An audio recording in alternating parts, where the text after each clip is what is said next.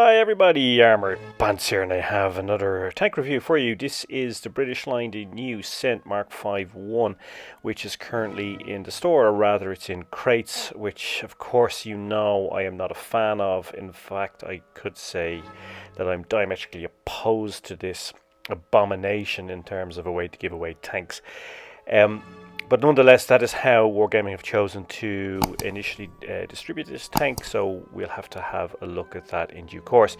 Before that, just a reminder that the Discord channel for this YouTube channel is now open, so please come along and join us there. You'll be very, very welcome, and there will be a link in the description.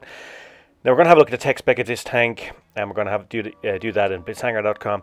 Now this review is basically going to be in two parts, right? I have to review the crates, and then I'm going to review the tank itself, right? In terms of crates, there's a 3% drop rate for one crate, right? For 1,000 gold, right? If you get 3 crates, that drop rate increases to 8.7%. This is basically using statistic analysis to create these figures, right? If you get 10 crates, that drop chance goes up to 26.3%, but that's 8,000 gold you've got to spend for those 10,000 crates. And if you spend 16,000 gold and get 21 crates, your drop rate chance goes up to 47.3%, so still not even 50% drop rate, and you've already spent 16,000 gold, right? The tank itself is super, right? So, and we're going to review that, and it's basically your standard British medium with like lots of extra stuff, really cool stuff added on, which we will have a look at in detail. But in terms of the crates itself, you know, I have a big problem with this. You have to spend a lot of money, you know, like 50 euros, over 50 bucks to get a less than 50% chance of getting the crates.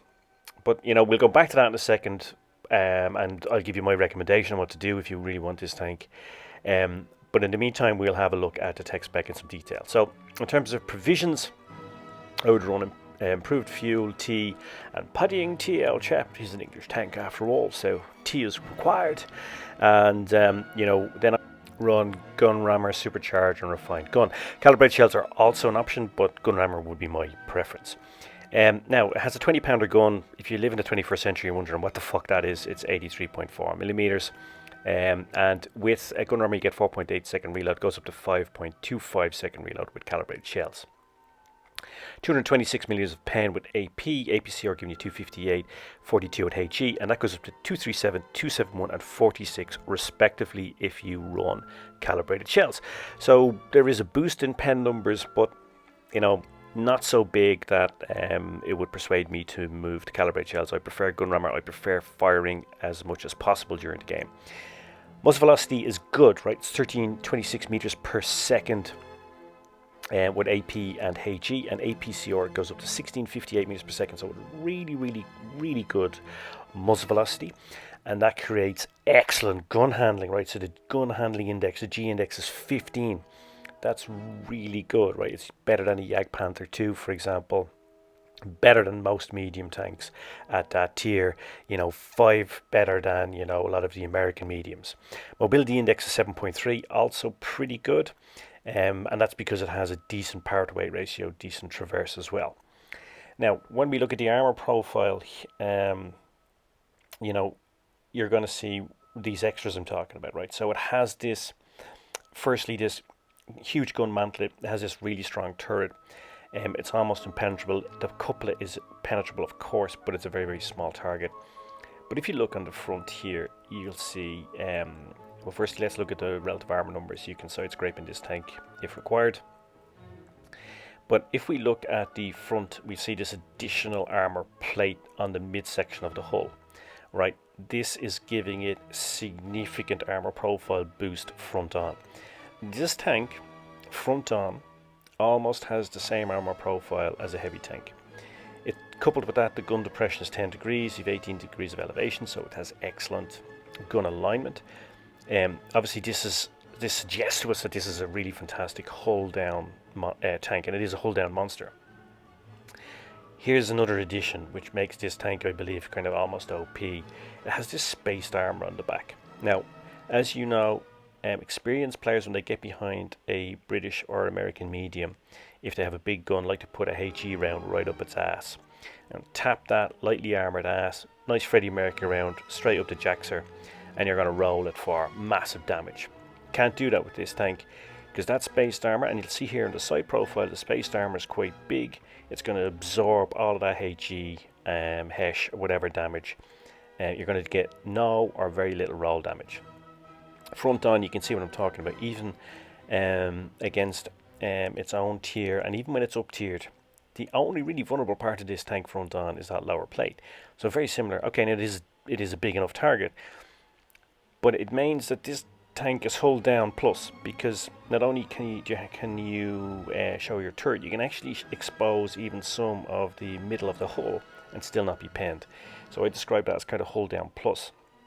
That, coupled with the gun handling, coupled with the mobility, coupled with the additional armor and that spaced armor at the back, makes this tank formidable. It's a super medium tank. Very effective at the medium tank role, very effective hull down. As I said, it's this hull down plus, and it has that additional protection at the back from those big monster rounds that you often get exposed to later on in gameplay when teams have dispersed from spawn.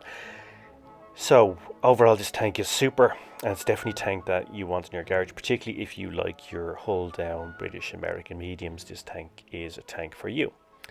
But going back to the crates are basically, in my opinion, a form of gambling. I don't think it's fair, because you can pay a lot of money and end up with nothing. And therefore, I would suggest that if you really want this tank, and you want it now, and you have the goal to spend, then go ahead and get it. You won't be disappointed with the tank itself. But bear in mind, it's going to cost you probably 16,000 and maybe more. Alternatively, what you can do is wait for this tank to come up for sale when it's going to be for sale for cash or gold. It's going to be expensive, of course, but at least when you spend the money, you know you're going to get the tank. So that would be my recommendation to you guys on that. Now, we're going to have a look at some gameplay in this tank, see how effective it is. This is a mastery game. It's not me playing. I was actually able to get a fantastic replay from Michael, going under the nom de guerre No Name, running for the Toes clan. And we're going to have a look at a super piece of gameplay in this tank from No Name.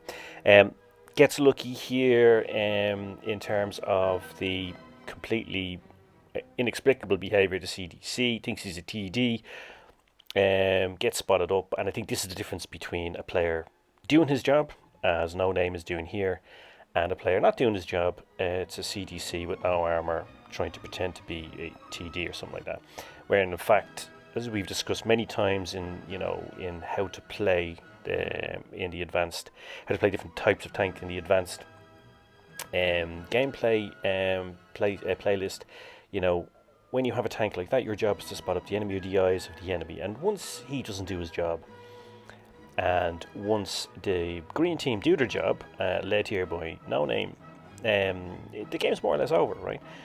Because the red team gets spotted up, everybody on the green team knows where they are, and the red team is quite blind. Great piece of play here by No Name, because he really plays to the tank's strengths, right? He's hiding the lower plate. He's just putting up the turret and maybe a bit of that hull, but we know that that middle plate in the hull is really strong as well. And he's able to put in some damage here using that rapid firing gun. He's running gun rammer as the same as I would too. He's able to put in a lot of damage. We've also discussed before on channel that when you have a rapid firing gun, it allows you to be more engaged and more active in the game, because you can take tactical shots, that is shots that are tactical, like for example tracking, etc. like that, but may not actually do some damage, whereas you can't really do that when you have a tank that has a massive reload, because you need to make every round count, whereas you can be far more aggressive, far more expressive in a tank like this, and No Name is playing it here to perfection. This is going to be over a 4k damage game, a lot of spotting activity, flanking, basically perfect execution of medium tank gameplay, perfect adaptation of particular tank positions, and this is another one here where we see that No Name is basically using this mega hull boost, and also this extremely effective turret armor, this hull down position, and he is just smashing the enemy. Comes in here, this poor SU. I don't know if you've ever seen a lion surrounded by hyenas. That's kind of what it reminded me of when I was watching this gameplay. Poor guy has no fucking hope. Snowball's chance in hell. Now, guys, going back to the crates as we watch out the final bit of gameplay here, and again, hats off No Name, and again, thank you, Michael, for sharing this excellent gameplay and giving others a chance to look at the tank in its action and driven to perfection by you. Going back to the crates thing, right? I know there are people, you know, and I've seen it on the forums now, and they say, hey, I bought 3 crates and I got the tank twice. You know, I bought 1 crate and I got it. Yeah, it happens, right? And congratulations to you guys, but don't be under the impression that that's going to happen for everybody, right? The percentage drop rates I've calculated at the start are based on statistic analysis, right? So you can see that for most people, they're going to spend a lot of money and they're not going to get the tank, or they're going to have to spend a lot of money, even more money, to get the tank. You know, when I was in college, there was a family in Dublin, my hometown, who won the National Lottery twice, right? And they were even on television talking about it. They used to get hate mail and death threats thereafter. Not because they won the lottery, just because they're a bunch of cunts. But I digress. But that's not why, you know, that's not normal, right? I mean, I've played the lottery quite a lot. I've never won fucking anything, right? Not a fucking free scratch card, maybe that's about it. You know, people get lucky, right? But don't think that those pieces of luck, and they're memorable, right? I mean, that story about the family winning the lottery twice sticks out in my mind.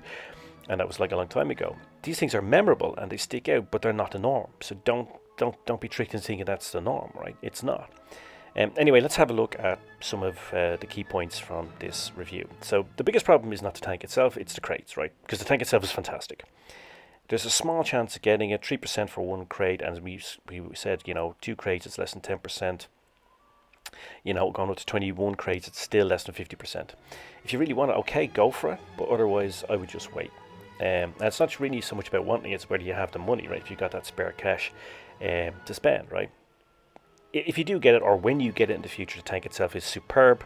It's basically a Centurion on steroids, right? I mean, it's, you know, it's super tank. It's a hull down monster. That mid-hull armor plate basically gives it an almost OP frontal profile.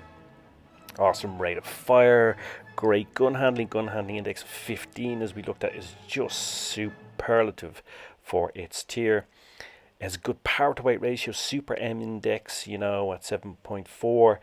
You know, really effective, mobile, gets around the tank, it gets around the map, allows you to do the spotting, scouting role, flanking, as demonstrated by to perfection there by No Name running for Toes Clan. Thank you again for that, Michael. And it is a tank you want for sure, but maybe not one you want right away, you know, because it's going to cost you a lot of money. There's a slim chance of getting it, and I don't want you guys to be disappointed. So I'm just giving you my honest opinion on this, right?